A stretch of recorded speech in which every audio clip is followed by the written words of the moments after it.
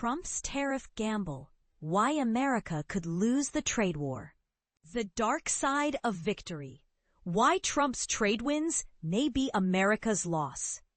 Imagine a global trade landscape where might makes right, and the United States is wielding its economic muscle like never before. Sounds like a triumph, right? But here's where it gets controversial. This newfound dominance may ultimately lead to America's downfall in the global market.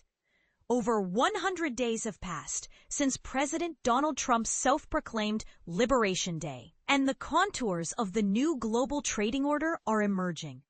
Welcome to the era of imperial preference, where economic alliances are forged and broken with unprecedented swiftness. Case in point, Canada's conundrum.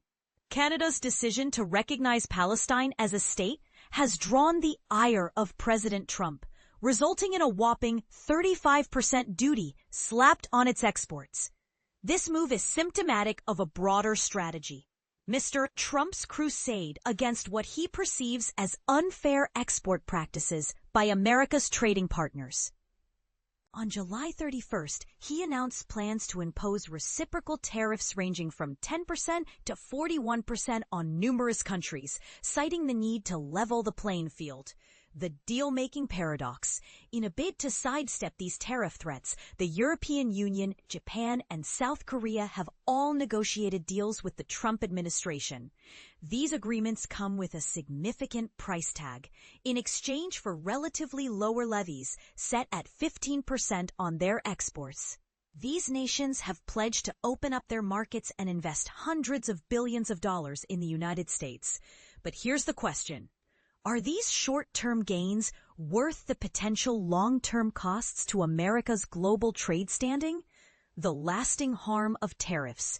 The impact of these tariffs will be profound and far-reaching, with consequences that may outlast the current administration. As the global economy adjusts to this new paradigm, the United States may find itself increasingly isolated, with its businesses facing higher production costs and reduced competitiveness in the international market. And this is the part most people miss. The true test of these policies will come when the global economy faces its next downturn. Will America's protectionist stance prove to be a safeguard or a vulnerability? We want to hear from you. Do you believe the short-term benefits of Trump's trade policies outweigh the potential long-term risks? Can protectionism ever be a viable strategy in a deeply interconnected global economy? Share your thoughts in the comments below, and let's keep the conversation going. Trump's tariffs, winners and losers explained. Trump's tariffs, who gets left behind and who benefits? August 1st, 2025, 10:20 a.m. EDT. In a rather surprising twist, some penguins have received a fortunate turn of events due to President Donald Trump's recent tariff policies. However, countries such as Switzerland, Laos, and Syria are certainly not experiencing the same level of relief. This peculiar mix of winners and losers has emerged following Trump's formal announcement of a comprehensive tariff list, a decision that sent governments and businesses around the world into a flurry as they sought to comprehend its implications. Countries like Canada and South Africa expressed their profound disappointment at Trump's executive order, cautioning that such measures could lead to global job losses and increased prices for American consumers. Conversely, some nations managed to negotiate deals before the deadline or are optimistic that future agreements could mitigate the situation. Trump had already sparked confusion and concern back in April when he first rolled out his tariff list. Analysts were notably baffled by some specific decisions, such as imposing a 10% tariff on Heard and McDonald Islands, which are uninhabited except for penguins, or the staggering 50% tariff levied against the economically disadvantaged nation of Lesotho. After the announcement of the finalized list this week, Some countries found themselves relieved, while others were left in shock, often without any clear reasoning provided to explain the rationale behind these decisions. The steepest tariffs were assigned to countries struggling with lower economic resources. Syria faces a formidable 41%, while Laos and Myanmar have been hit with 40%. These nations have minimal trade ties with the U.S., with Iraq and Serbia facing 35% and Algeria enduring a 30% tariff.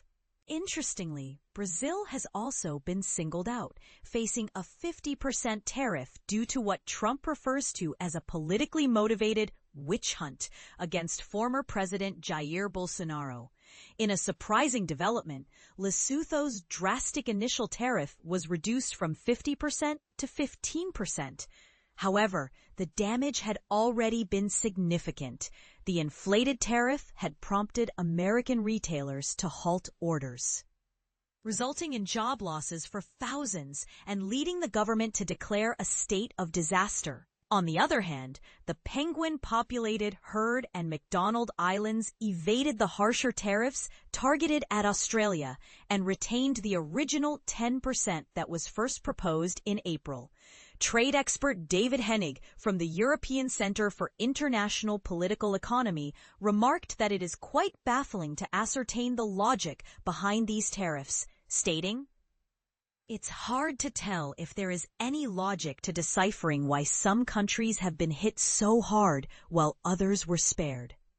Unfortunately, the absence of a thorough explanation from the White House leaves many to speculate that the tariff calculations likely followed a previous formula, which slapped the highest taxes on countries that maintain significant trade surpluses with the U.S.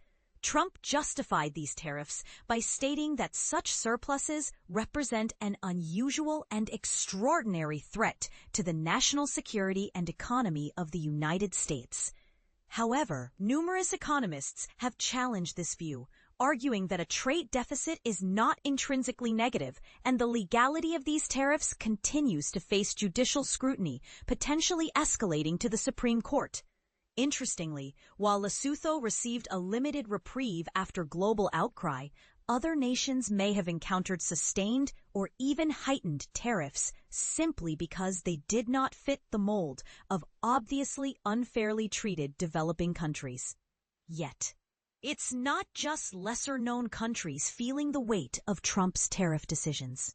Surprisingly, Switzerland, a nation notable for its economic prosperity, was also subjected to a hefty 39% tariff, which dismayed its government as it stands to affect lucrative exports like chocolate and luxury watches.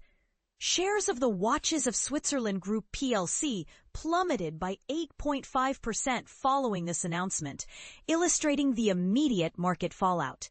Meanwhile, India, despite being a pivotal ally for the U.S., incurred a considerable 25% tariff.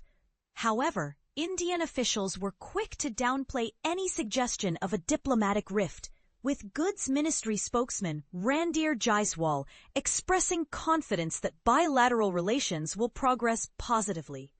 In Southeast Asia, reactions were generally more favorable as many nations felt relieved at their tariff rates amidst increasing U.S. exports from the region due to manufacturers relocating away from China. For instance, Thailand and Cambodia, which recently resolved a border conflict, were optimistic about their 19% tariff rate, labeling it as a win-win scenario, while Malaysia regarded its own tariff as a positive outcome. Cambodia had originally faced the threat of a much higher 49%. The establishment of consistent rates across Southeast Asian countries creates a more balanced economic landscape, alleviating previous fears that some nations could gain an unfair advantage over others in tariff negotiations. Taiwan, known for its technological prowess and sizable trade surplus with the U.S., was assessed a tariff of 20%, which is notably lower than the 32% initially proposed, but still steeper than the 15% tariffs secured by Japan, South Korea, and the European Union. Taiwan's president, as for the ongoing negotiations between the U.S. and China, the two largest economies in the world, the ultimate tariff rates between these nations still hang in the balance. These negotiations have already caused significant tremors in global markets, especially following their mutual agreement to pause most tariffs until August 12th. Treasury Secretary Scott Bessent conveyed that a continuation of this pause could only be confirmed pending Trump's approval. In response to ongoing trade tensions, Chinese Foreign Ministry spokesman Guo Jiakun reiterated that there are no winners in tariff wars or trade wars, firmly stating China's position on the matter. As this situation unfolds, it brings forth numerous questions about the long-term implications of these tariffs. Are we witnessing a necessary shift in global trade dynamics, or are these policies setting the stage for broader economic fallout? What are your thoughts on Trump's tariffs? Do you believe they will ultimately benefit or harm the U.S. economy? Share your perspectives in the comments. U.S. trade update. New reciprocal tariff rates explained. Imagine a global trade system where every player isn't playing by the same rules. Welcome to today's uneven commerce landscape. This isn't about tariffs. It's about creating a level playing field in international trade. Let's break down how recent U.S. executive actions aim to address persistent trade imbalances and why this approach sparks heated debates.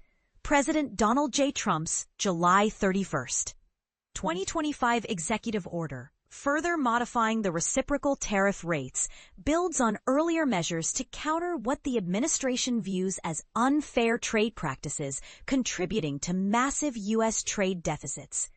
The order leverages emergency economic powers and trade laws to adjust tariffs in ways designed to pressure nations to negotiate more balanced trade agreements. Here's the controversy. The plan places heavy tariffs on goods from countries deemed not reciprocating fair trade terms, but treats others with leniency if they're working towards such agreements. While supporters argue this forces accountability, critics claim it could backfire as a protectionist move. Key adjustments include 1. Strategic tariff rates. Countries now face tiered tariffs based on existing U.S. import taxes. For EU goods with existing taxes under 15%, additional tariffs will bring the total to 15%. Higher EU tariffs get no extra charge. Annex 1. This creates a minimum tax floor. 2. Negotiation incentives. Countries like Brazil, 10%, South Korea, 15%, and India, 25%, face varying tariffs. Those near finalizing trade security deals get delayed tariff hikes until agreements are sealed. 3. Anti-evasion measures.